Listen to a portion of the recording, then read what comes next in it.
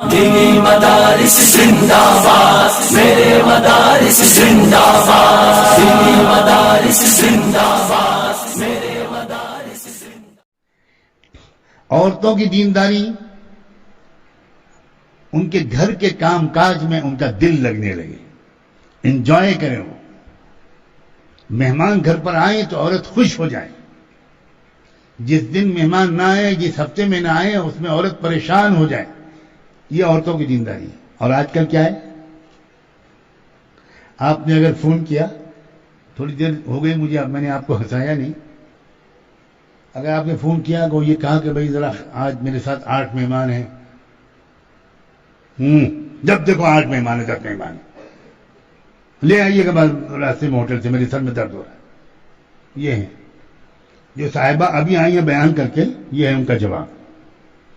جو ابھی صحابہ کا ایثار بیان کر رہی تھی کہ پیاسے نے کہہ دیا کہ مجھے پانی نہ پلاؤ، ان کو پلاؤ، دوسرے نے کہہ دیا ان کو پلاؤ، ان کو پلاؤ۔ جو حکایات صحابہ سے واقعہ سنا رہی تھیں، جو یہ سنا رہی تھیں کہ صحابہ چراغ بجھا کر مہمان کو پلایا کرتے تھے، وہ اپنے شوہر کو طلاقی نہیں دے رہی، مہربانی کر کے مہمان کی آمد پر ایسی ناراض ہو رہی ہیں۔ یہ کون سی دینداری ہے بھائی؟ یہ کیا ہے؟ عورتوں کی دینداری بیان کرنا نہیں ہے۔ عورتوں کی دینداری بہت زیادہ معاشرے کو سنبھالنا نہیں ہے۔ عورتوں کی اصل ذمہ داری فیملی کو سجا کر رکھنا ہے۔ گھر کا صفائی ستھرائی، گھر کا سلیقہ، گھر کا ڈسپلن۔ آپ کو حیرت ہوگی، رمضان کے اعتکاف کے آخری عشرے میں ہمارے حضرت کے مستورات میں جو بیانات ہوتے ہیں وہ کس طرح کے ہوتے ہیں؟ جو لوگ پہلی بار آتے ہیں اور وہ تو یہ سن کر آتے ہیں کہ دنیا کا اتنا بڑا شیخ ہے، اس کے بیان میں تو تصوف کے نکات بیان ہوں گے، معارف تصوف بیان ہوں گے، وحدت الوجود کیا ہے اور وحدت الشہود کیا ہے، اور لطائف ستہ کیا ہیں، اور لطیفہ قلب کیا ہے، اور لطیفہ نفس کیا ہے، اور لطیفہ خفی کیا ہے، اور لطیفہ اخفا کیا ہے، اور چشتی طریقہ اور نقشبندی سلسلہ اور قادری سلسلہ اور رفاعی سلسلے میں کیا فرق ہے، یہ بیان ہوں گے۔ اور حضرت جانتے ہیں مستورات میں کیا بیان کرتے ہیں؟ کچن مینجمنٹ، پورا بیان کچن مینجمنٹ پر۔ چمچے کیسے رکھو، پلیٹیں کیسے رکھو، چھری کانٹے کیسے رکھو، فلاور کیسے بناؤ، فلاور پاٹ کہاں پر رکھو، گلدستہ کہاں پر رکھو، یہ بیان ہوتے ہیں۔ جو لوگ آتے ہیں یہ سوچ کر کہ 5ویں اور 7ویں آسمان پر اڑائیں گے حضرت اپنے شیخ کا واقعہ سنتے ہیں۔ تصوف نہ رونے کا نام ہے، نہ رلانے کا نام ہے، نہ اڑنے کا نام ہے، نہ اڑانے کا نام ہے۔ تصوف اچھے انسان بن جانے کا نام۔ میں بیان میں بہت ہنساتا ہوں، بہت سے لوگ سوچتا ہوں کہ ہم تو رونے آئے تھے، یہ تو ہنسا رہے۔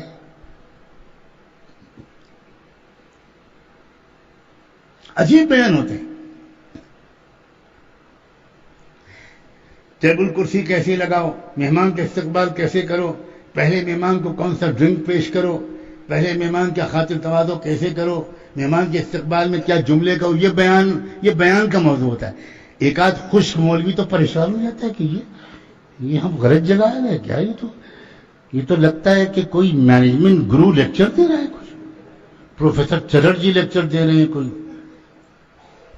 کوئی پرسنالٹی ڈیولپمنٹ کا، ہیومن سائنسز کا کوئی لیکچر دے رہا ہے۔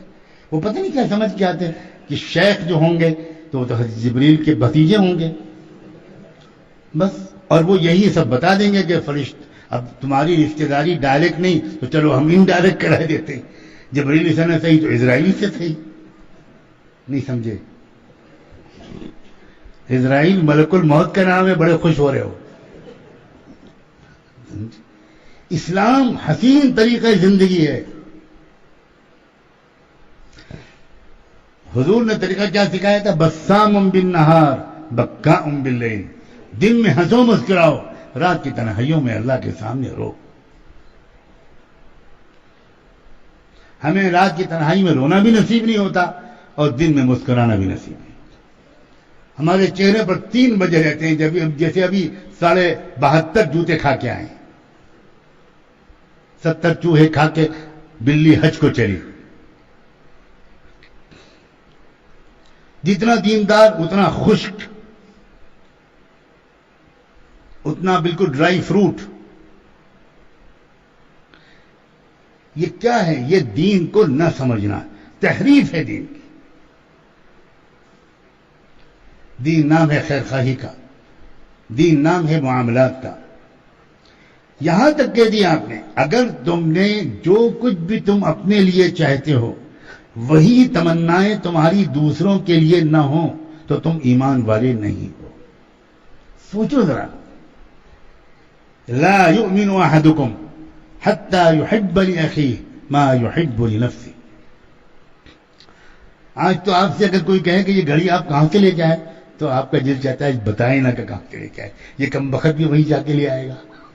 کیا یار، مجھے سمجھ میں نہیں آتا کیا ہو گیا ہے. بعض لوگ اتنے گھبرا جاتے ہیں، یہ نہیں ٹھیک ہو اللہ میاں دی. تو اللہ میاں کوئی فرشتہ آ جاتا ہے آپ کو دینے کے لیے؟ یہ چشمے کا فریم بہت اچھا ہے آپ کا، کہاں سے لیا آپ نے؟ اب پریشان ہے کہ یہ کم بخت کو معلوم ہو جائے گا تو اس شہر میں دوسرا فریم اس کے پاس بھی ہو جائے گا. کتنی چھوٹی طبیعت ہے. کھانا کھانے بیٹھے ہیں، نظر یہ ہے کہ بڑھیا بوٹی ادھر ہے.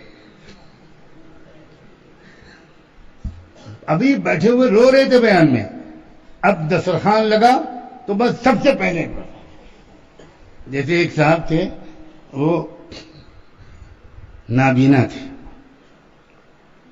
اور ایک دو بار مومن دھوکہ کھاتا ہے، بار بار نہیں کھاتا. المؤمن لا یلدغ.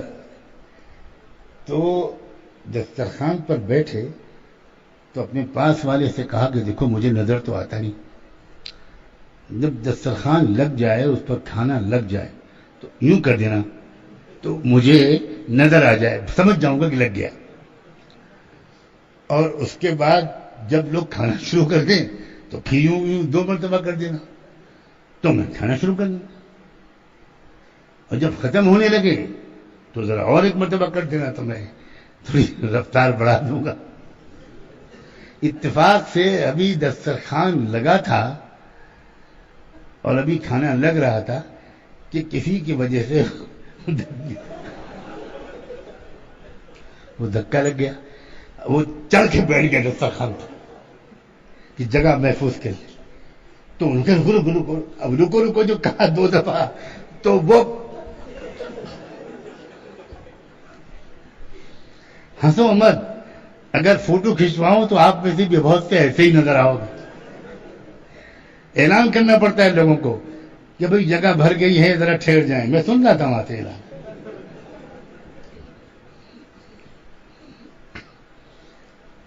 ایک دم مسجد سے آپ نماز پڑھتے ہیں، اگر آپ نماز میں پڑھنے کے بعد باہر نکلنا چاہتے ہیں تو سب کو جلدی ہوتی. اب جلدی آپ نے نکلے آپ، اور اس میں کوئی بوڑھا بھی ہے، کوئی ضعیف ہے، کوئی کمزور ہے، کوئی وہ ہے، اور آپ کو جلدی ہے. اگر آپ کی مزاج میں یہ ہے تو اس کا مطلب یہ ہے کہ ابھی آپ کو دین کی ہوا نہیں لگی. یہ طریقہ سیکھو کہ بھائی نوجوان ہیں، صحت مند ہیں، اطمینان سے بیٹھے رہیں. پہلے بڑوں کو نکل آرام سے آرام سے لائن بنا کر چپ چاپ. ایک مرتبہ اگر مجلس کے بعد مسافے کا اعلان کر دیا جائے تو جس سے مسافہ ہوتا ہے اس کا ترکہ بٹنے کا امکان بہت قریب ہو جاتا ہے. ابھی سمجھے نہیں آپ؟ ایسا ٹوٹتے ہیں مسافے پر. یہ کیا بدتمیزی ہے میرے دوستوں، مجھے معاف کرنا. یہ بگڑی ہوئی عادت. حج کے احرام باندھ کر آپ جاتے ہیں، عمرے کا احرام باندھ کے جاتے ہیں اور وہاں حجر اسود کو چومنے کے لیے 50 لوگوں کو دھکے دیتے ہیں. کیا مطلب ہے؟ کیا ثواب ملے گا حجر اسود کو چومنے کا؟ بالکل ثواب نہیں ملے گا. میں قسم کہتا ہوں کوئی ثواب نہیں ملے گا، بلکہ مومن کو تکلیف پہنچانے کا 1000 گنا الٹا ملے گا. اس سے بہتر یہ ہے کہ آپ دور سے حجر اسود کو حسرت سے دیکھتے رہیں اور ہاتھ کے اشارے سے استلام کر لیں اور یہ کہیں کہ بھئی میں تکلیف پہنچا کر بالکل حجر اسود کو نہیں چھوڑوں گا. یہ پوری دنیا کے مسلمانوں کی بیماریاں ہیں اور جس پر کھل کر کوئی نہیں بولتا تو تو اب میں نے بالکل طے کر لیا ہے کہ مجھے انہی چیزوں پر بولنا ہے.